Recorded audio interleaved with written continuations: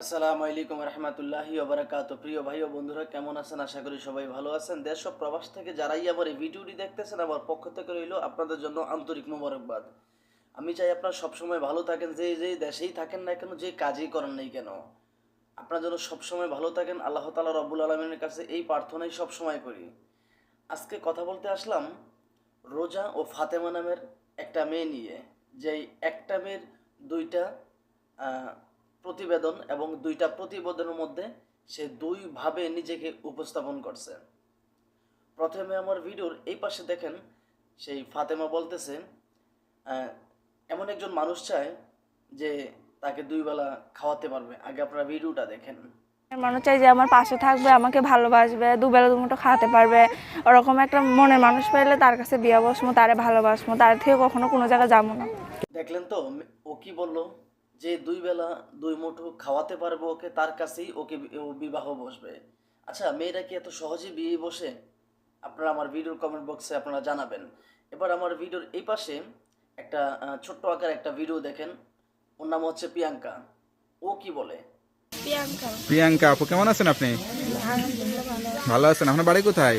আমার বাড়ি হচ্ছে বিক্রমপুর। পরিবারে কে কে আছে? আমি আছি, আমার নানি আছে, আর আমার তো ছোট বোন। দেখলেন তো ও কি বললো? ওর নাম নাকি প্রিয়াঙ্কা। এখন প্রিয়াঙ্কা এবং ফাতেমা দুটা মেয়েই কিন্তু একটার মধ্যে আসছে সে থ্রি পিস পরে, আরেকটার মধ্যে আসছে বোরকা পরে, যেন কেউ তাকে চিনতে না পারে যে দুইটা মানুষ যেন এক।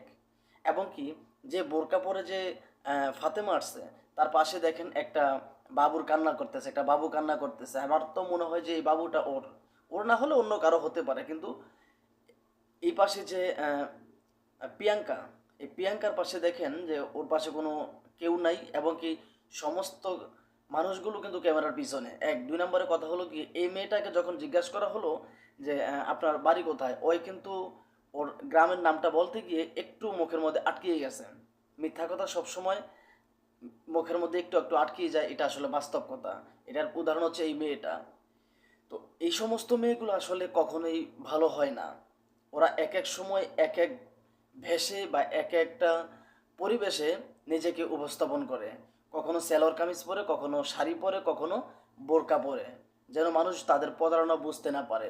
সাধারণ কোনো মানুষ, যারা আমার প্রিয় প্রবাসী ভাইয়েরা খুব আসলে একেবারে নর্মাল মনের মানুষ, তারা কখনোই বুঝতে পারবে না এই সমস্ত মেয়েদের চিটিংবাজি। আর ওই সুযোগটাই কিন্তু এই সমস্ত মেয়েরা কাজে লাগায়। এই সুযোগটাই এই সমস্ত মেয়েরা কাজে লাগায়। যেমন আমি নিশ্চয়ই বুঝবো যে এই সমস্ত মেয়েদের ধান্দা কি, বা এই সমস্ত মেয়েরা কিভাবে কি করে, এগুলো কিন্তু আমি বুঝি। যেটা আমার প্রিয় প্রবাসী ভাইয়েরা আছেন, আপনারা বুঝবেন না। এই জন্য বললাম, এই সমস্ত মেয়ে থেকে আপনারা সবসময় সাবধান থাকবেন। কেননা এই সমস্ত এই এই লুকে মানুষ, এই যে মেয়েগুলো এইভাবেই পোশাক পরিবর্তন করে ভিডিওতে এসেই কিন্তু বিভিন্ন মানুষকে ধোকা দেয়। এই মেয়েটা কিন্তু আমার মিলন নামে আমার এক ভাইকে ধোকা দিয়ে বিয়ের নামে প্রতারণা করে দেউলিয়া করে দিয়েছে। যদিও তার নামটা নেওয়া উচিত হয় নাই, আমি তার নামটা নিলাম। তো এই মিলন ভাইকে দেউলিয়া করে দিছে বিয়ের নামে প্রতারণা করে। দ্বিতীয় টার্গেট যেন আপনারা কেউ না হন, এখনই সাবধান হন, কাজে লাগবে। সাবধান হবেন না, তাহলে কিন্তু অন্য যে প্রতারক চক্র মেয়েগুলা, তাদের মতো তাদের ফাঁদে আপনিও পড়তে পারেন। দ্বিতীয় টার্গেট কিন্তু আপনারা। আজকে সে একজনকেও ধোকা দিয়েছে, কালকে যে আপনাকে ধোকা দিবে না, বিষয়টা কিন্তু এমন কিছু না। আজকে একজনকেও ধোকা দিছে, আগামীকালকে সিরিয়াল আপনার। তাই প্রস্তুত হন, কাজে লাগবে।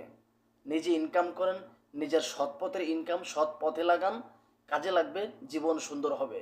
এই সৎ পথের ইনকাম এই সমস্ত অবৈধ মেয়েদেরকে দিয়েন না, জীবনটাকে বরবাদ করেন না। বিদেশ তো মানুষ সারা জীবন করে না, পরের দেশে হিসাব করে রয়েছেন, সারা জীবন তো থাকবেন না পরের দেশে। নিজের দেশে তো দুদিন আগে পরে যাইতে হবে।